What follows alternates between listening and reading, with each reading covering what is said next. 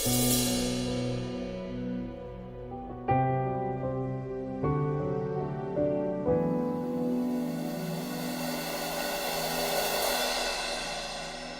యేసు నామములో అందరికీ వందనాలు, శుభోదయం. యేసయ్య మాట అనే ఈ ధ్యాన కూటానికి ప్రేమతో నేను మిమ్మల్ని ఆహ్వానిస్తున్నాను. ప్రతి ఉదయాన దేవుడు తన మాటలతో మనను తృప్తిపరిచినప్పుడు, తను మనకు బోధించే మాటలు మనం వినినప్పుడు అనేకులకు అది ఊరడించే జ్ఞానముగా మనలో అద్భుత అనుభూతిని అనుగ్రహిస్తుంది. ఈ దినము మత్తయి సువార్త 6వ అధ్యాయము 5వ వచనం నుండి 8 వచనాల వరకు మనము ధ్యానించుకున్నప్పుడు, ఒక భక్తుడు, ప్రభువును నమ్మిన విశ్వాసి తన ప్రార్థన జీవితం ఎలా ఉండాలో ప్రభువు హెచ్చరిక చేస్తున్నాడు.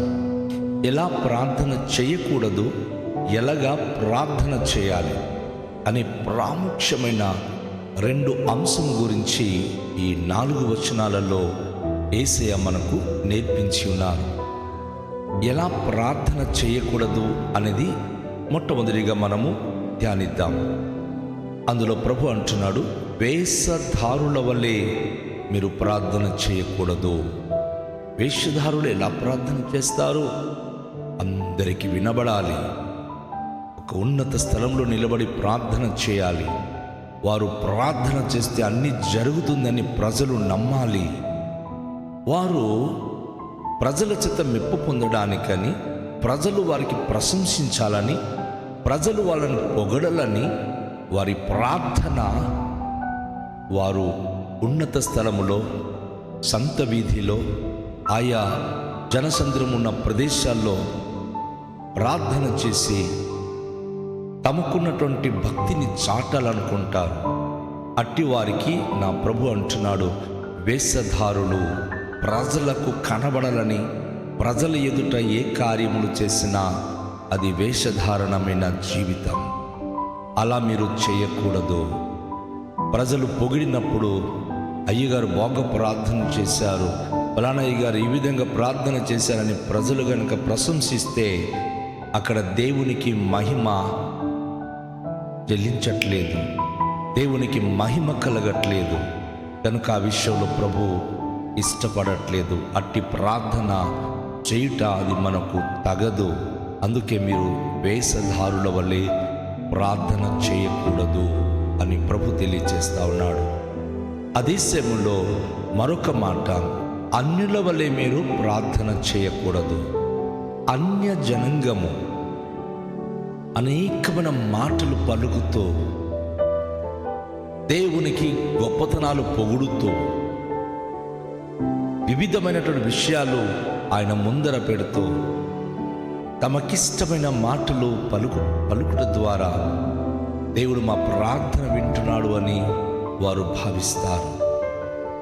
యేసయ్య అంటున్నాడు, అన్యజనుల వల్ల వ్యర్థమైన మాటలతో మీరు ప్రార్థన చేయకూడదు.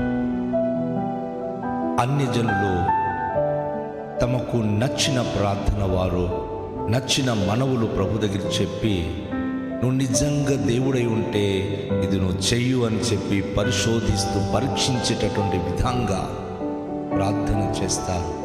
ప్రార్థన అనేది అభ్యర్థన. సో అన్యజనులు పలికినట్లుగా మీరు పలుకకూడదు.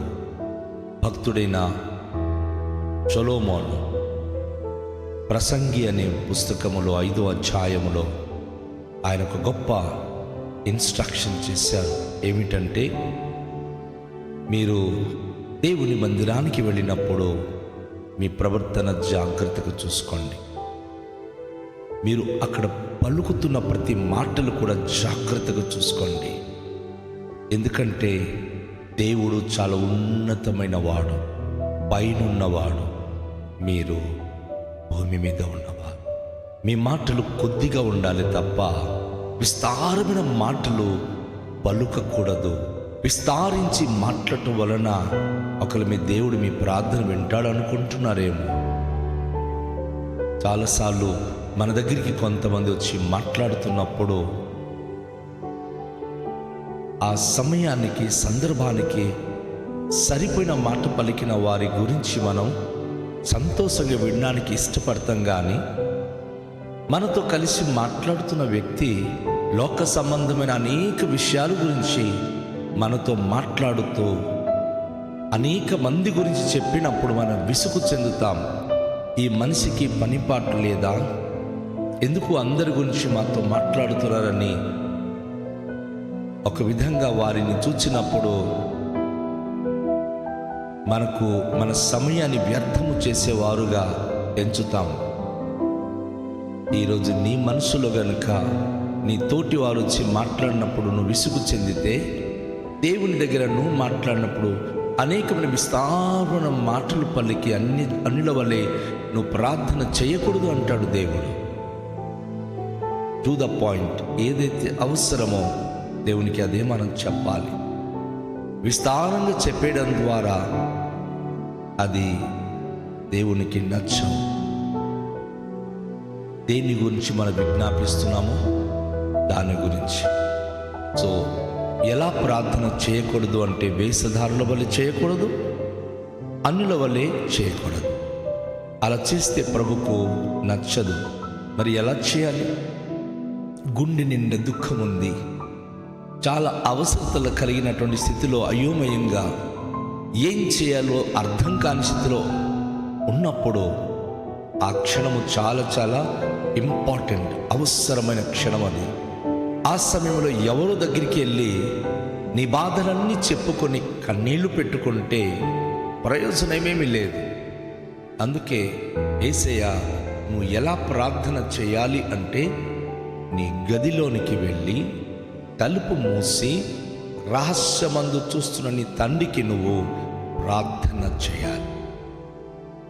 నీ గుండెల్లో ఒక నమ్మకం నీకు వస్తుంది. ఏంటంటే, నా దేవుడు చూస్తున్నాడు, నేను ప్రార్థన చేసినవన్నీ వింటున్నాడు, నాకు ప్రతిఫలము దయచేస్తాడు అని నీ హృదయంతరంగములో అట్టి నమ్మకత్వము ఖచ్చితంగా రావాలి.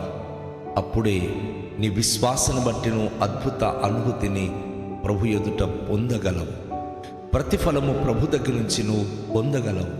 నా ప్రియ దేవుని యొక్క బిడలారా, ఈ ఉదయకాలములో ప్రతి కుటుంబానికి హృదయంతరంగములో ఎన్నో విషయములో శోధనాలు, శ్రమలు, కష్టాలు, అక్కర్తలు, అవసరతలు కలిగి కలవరముతో జీవిస్తూ ఉంటాం. అలాంటి పరిస్థితుల్లో ప్రవక్త యెషయా అంటాడు, అనుకూల సమయమందు నీ మొర్ర ఆలకించి రక్షణ దినమందు నీకెప్పుడు నీకు రక్షణ కావాలో ఆ దినమందు నేను నిన్ను ఆదుకొందును. రక్షించే దేవుడు ఉన్నాడు, సహాయము చేసే దేవుడు ఉన్నాడు, జవాబునిచ్చే దేవుడు ఉన్నాడు. ఆయనకి ఎక్కడ మనం చెప్పాలి? వేషధారుల వల్లే బయట ప్రపంచంలో సంత వీధిలోనో రోడ్డు మీదో కాదు. విస్తారమైన మాటలు వచిస్తూ చెప్తే కాదు. మన గది తలుపులు మూసి రహస్యంగా చూస్తున్నటువంటి తండ్రికి మన గదిలోనికి వెళ్ళి మన హృదయంతరంగంలో ఉన్న ప్రతి వేదన, బాధలు ఆయన ఎదుట మనం చెప్పుకోవాలి. మనకు అంతరంగము కలుగ చేసిన వాడు ఆయన కదా. ప్రవక్త ఇర్మియా అంటాడు, హృదయం అన్నిటికంటే మోసకరమైనది, అది ఘోరమైన వ్యాధి గలది. ఆ హృదయాన్ని బాగు చేయగలిగిన వాడు దేవుడే. అంతరంగాన్ని బాగు చేయగలిగిన వాడు దేవుడే. కనుక నీ తలుపు మూసుకొని అనే మాటల్లో అద్భుతమైన అంతరార్థం ఉంది. దేవుని యొక్క ప్రియ బిడ్డలారా, మన తలుపులు మూసుకోవడం అంటే మన మనసులోనికి ఇతర విషయాలు రాకుండా మనము దానిని కంట్రోల్ చేసి, ఎవరి ఆలోచన కానీ, ఎవరి తలంపులు కానీ, దేని గురించినటువంటి ఆ అనుభూతి కానీ మనకు రాకుండా అన్నిటికీ మనము మన తలుపు వేయాలి. మన హృదయాల్లో అది మూసివేయాలి. మన మనస్సులోనికి రానివ్వకూడదు. చాలాసార్లు చాలామంది బిడ్డలు పలికే మాట ఏంటంటే, అయ్యా ప్రార్థన చేయాలనిపించట్లేదు, ఎందుకో మనసులో ప్రార్థన రావట్లేదు. ఎందుకు అలా అనిపిస్తుంది తెలుసండి మీరు? ఆ అనుభూతి రావడం కారణం ఏమిటంటే, ఆ మనసులోనికి లోక సంబంధమైన అనేకమైన జ్ఞాపకాలు, లోక సంబంధమైన అనేకమైన ఒత్తిళ్ళు ఆల్రెడీ లోపలికి ఎంట్రీ అయిపోయింది. ఆ హృదయములో కలిచివేస్తుంది, ఆ హృదయం అంత కలవరంతో నింపివేస్తుంది. కనుక ప్రార్థన చేయాలనుకున్న ప్రజలు పలికిన మాటలు కానీ, చేష్టాలు కానీ, మనం పొందినటువంటి కొన్ని అపశృతికరమైన విషయాలు కానీ జ్ఞాపకంలోనికి వచ్చేస్తుంది. దానిని బట్టి మనసు డిస్టర్బ్ అయిపోతుంది. ప్రార్థన చేయడానికి మనకు మనస్సు రావట్లేదు. అందుకే యేసుప్రభువు అంటారు, మీరు మీ గదిలోనికి వెళ్ళి మీ తలుపు మూసేయండి. అంటే వేరే ఏ ఆలోచన మీలోనికి రాకూడదు. మన హృదయం అనేది అదొక దేవాలయం. ఆ దేవాలయంలో దేవుడు ఉండాలి. ఆ దేవాలయంలో మన ప్రార్థన అభ్యర్థనలు ఆయనకు చెప్పగలగాలి. ఆ హృదయంలోనికి లోక సంబంధమైన విషయాలు ఎప్పుడైతే మనము రాణిస్తున్నామో, లోక సంబంధమైన విషయాలు ఎప్పుడైతే మనము అందులో ప్రవేశపెడుతున్నామో, ప్రార్థన చేయడానికి ఆసక్తి అనిపించదు. ప్రార్థన చేసిన నా ప్రార్థన ఎటు వెళ్ళిపోతుందో అని చాలాసార్లు పలుకుతూ ఉంటారు. ఇంత ప్రార్థన చేస్తున్నాను, దేవుడు వినడం లేదు అని దేవుడి మీద నిరూపణ చేస్తూ ఉంటారు. ఈరోజు యేసు అంటున్నాడు, 2 రకాలుగా మీరు ప్రార్థన చేయకూడదు. వేషధారుల వలె ఉండకూడదు, అన్యుల వలె ఉండకూడదు. వ్యర్థమైన మాటలు ఉచ్చరించడం కానీ చేయకూడదు. ఎలా చేయాలి? మీ గది తలుపులు మూసివేసి రహస్యమందు చూస్తున్న మీ తండ్రికి మీరు సమస్త ప్రార్థన విన్నపాలు తెలియచేయండి. ఎందుకంటే మీ హృదయాంతరంగములో ఏం జరుగుతుందో దేవునికి తెలుసు. సో ఒక గొప్ప అద్భుతమైనటువంటి అవకాశం ఏమిటంటే, దైవ సేవకుడైన, దేవుని కొరకు జీవించిన ఒక గొప్ప సేవకుడు పాల్ తను ఒక మాట అంటాడు, మీ బలహీనతను చూచి ఆత్మ సహాయము చేయడానికి వస్తున్నాడు. ఉచ్చరింప సక్షము కాని మూలుగులతో తానే మీ పక్షంగా ప్రార్థన చేస్తాడు. ఎందుకంటే హృదయములను తలంపులను గ్రహించిన ఆత్మస్వరూపిన దేవుని యొక్క ఆత్మ మనసు ఏమిటో పరిశుద్ధాత్మకే తెలుసు. నువ్వు బాధపడినప్పుడు, నీ శ్రమలు నీకు విస్తరించినప్పుడు, ఆర్థిక సంక్షోభాలు పడిపోయినప్పుడు, అనారోగ్య సమస్యలు తల్లడిల్లుతున్నప్పుడు, జీవితానికి ఎలాంటి కష్టాలు వచ్చి కలిచివేస్తున్నా భయపడొద్దు. ఈరోజు నీ గదిలోనికి వెళ్ళి రహస్యంగా చూస్తున్న తండ్రికి ఒక్కొక్కటి నువ్వు చెప్పడం ప్రారంభం చేయి. నీ సమస్యలు యేసుకి వివరించు. పరిశుద్ధాత్మ ద్వారా నువ్వు ప్రార్థన చేసిన ప్రతి ప్రార్థన పరమ తండ్రి వింటున్నాడు, నీకు జవాబిస్తున్నాడు. ఊహించని అద్భుత రీతిగా దేవుని కార్యాలను చూడగలవు. మరి అలా పొందుకోవడానికి ఇష్టపడుతున్నావా? అలా చేయడానికి నువ్వు ఇష్టపడుతున్నావా? తలలుంచుకొని దేవునికి మనము ప్రార్థన చేద్దాం. దేవునికి కృపను మనం వేడుకుందాం. మిక్కిలి దయగల పరలోకపు తండ్రి, ఈ ఉదయకాల సమయంలో ఒక భక్తుడు మీ వద్ద ఎలా ప్రార్థన చేస్తే మీరు వింటారో మాకు నేర్పించారు. ఎలా చేయకూడదు, ఎలా చేయాలో అద్భుతమైన మాటలు మీరు మాకు నేర్పించినందులకై కృతజ్ఞతలు చెల్లిస్తున్నాము. పరిశుద్ధుడా, ఈ మాటల ద్వారా అనేక మంది హెచ్చరిక నుండి ఇది వరకు వారి ప్రార్థన జీవితాల్లో ఏ పొరపాట్లు వారు చేశారో ఇక మీదట చేయక, రహస్యమందు చూస్తున్న తండ్రి అయిన మీకే తమ మనసులున్న ప్రతిదీ కూడా విప్పి వారు ప్రార్థించి మీ ద్వారా ఆదరణయు అనేకమైన ప్రభువా మీ యొక్క సన్నిధి జవాబు పొంది ఆశీర్వదింపబడే భాగ్యము దయచేయండి.